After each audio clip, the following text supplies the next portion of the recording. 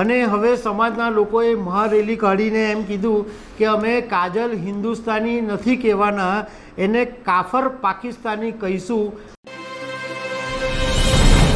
નમસ્કાર દર્શક મિત્રો, ગુજરાતની અંદર અત્યારે આંદોલનો એવા ચાલી રહ્યા છે।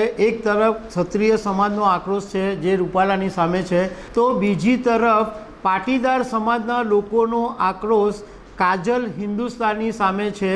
અને મોરબીની અંદર મંગળવારે પાટીદાર સમાજની જે મહારેલી નીકળી હતી એ જો તમે જોઈ હોય તો તમને ખ્યાલ આવે કે કાજલ હિન્દુસ્તાની સામે પાટીદાર સમાજની અંદર કેટલો મોટો આક્રોશ છે।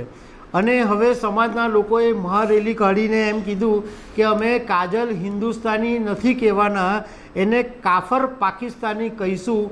અને સાથે સાથે અમે સમાજને એમ પણ કહીએ છીએ કે આજ પછી કાજલને સમાજના કોઈ પણ સ્ટેજ ઉપર સ્થાન નહીં આપવામાં આવે અને અમે કોર્ટની અંદર જુદી જુદી ફરિયાદો પણ કરવાના છે।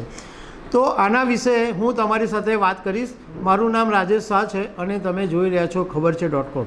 દર્શક મિત્રો, કાજલ હિન્દુસ્તાની ઘણી વખત એવા નિવેદનો કરતા હોય છે કે જેને કારણે મોટા મોટા વિવાદ ઊભા થઈ જાય છે। તાજેતરમાં મોરબીની અંદર જે વિવાદ ઊભો થયો છે એ આમ તો 1 વર્ષ જૂનો છે, કારણ કે 1 વર્ષ જૂનો કાજલ હિન્દુસ્તાનીનો એક વિડીયો વાયરલ થયો હતો, જ્યારે કાજલ હિન્દુસ્તાની સુરતમાં એક કાર્યક્રમમાં આવેલા અને ત્યારે એમણે એવું કીધું હતું કે મોરબીની 7 પાટીદાર સમાજની દીકરીઓ વિધર્મીઓ સાથે ભાગી ગઈ હતી, એવું એમણે એક વિડીયોની અંદર નિવેદન કર્યું। અને એ વિડીયો જ્યારે સોશિયલ મીડિયાની અંદર વાયરલ થયો ત્યારે મોરબીની અંદર પાટીદાર સમાજના લોકો જબરજસ્ત રોષે ભરાયા અને અત્યાર સુધીમાં 3-4 વખત રેલીઓ કાઢી ચૂક્યા છે।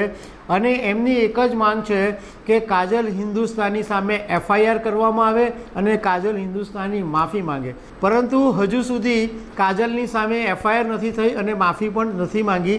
તો એવા સંજોગોની અંદર મંગળવારે રાત્રે મોરબીની અંદર પાટીદાર સમાજના લોકો, મહિલાઓ, બાળકો, વૃદ્ધો મોટી સંખ્યામાં જોડાયા હતા અને કાજલની સામે ગુસ્સો ઠાલવ્યો હતો। એ પહેલાં મંગળવારે સાંજે મોરબીના DYSP SS સારડાએ એક પ્રેસ કોન્ફરન્સ કરીને એમ કીધું હતું કે કાજલ હિન્દુસ્તાનીએ જે વાત કરી છે એ પાયા વિહોણી છે।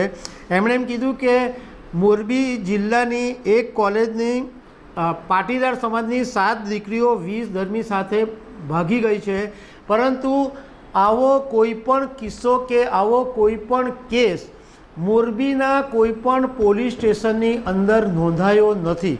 મતલબમાં એક DYSP એમ કહે છે કે ભાઈ આવું કંઈ બન્યું નથી, આવો કેસ નોંધાયો નથી।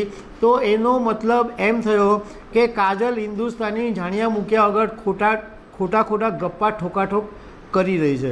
હવે કાજલ હિન્દુસ્તાનીની સામે આ બધા નેતાઓએ ભેગા થયા છે અને પાટીદાર સમાજના લોકો એમ કહે છે કે હવે અમે એને કાજલ હિન્દુસ્તાની તરીકે બોલાવવાના નથી, પરંતુ અમે એને કાફર પાકિસ્તાની કહીશું અને કોર્ટની અંદર જુદી જુદી અમે 15 ફરિયાદો નોંધાવવાના છે। અને અમે સાથે સાથે સમાજને એમ પણ કહીએ છીએ કે તમારા કોઈ પણ જાહેર કાર્યક્રમ હોય તો સ્ટેજ પર કાજલ હિન્દુસ્તાનીને બેસાડતા નહીં, કાજલ હિન્દુસ્તાનીને સ્થાન આપતા નહીં। એટલે અત્યારે ગુજરાતની અંદર આ એક પાટીદાર સમાજના આંદોલને પણ મોટું વેગ પકડ્યું છે અને આ આંદોલન હવે આગામી દિવસોમાં પણ વધારે ભડકે પડે તો નવાઈ નહીં લાગશે। તો દર્શક મિત્રો, આવી અનેક વાતો સાથે અમે તમને મળતા રહીશું। Thank you very much.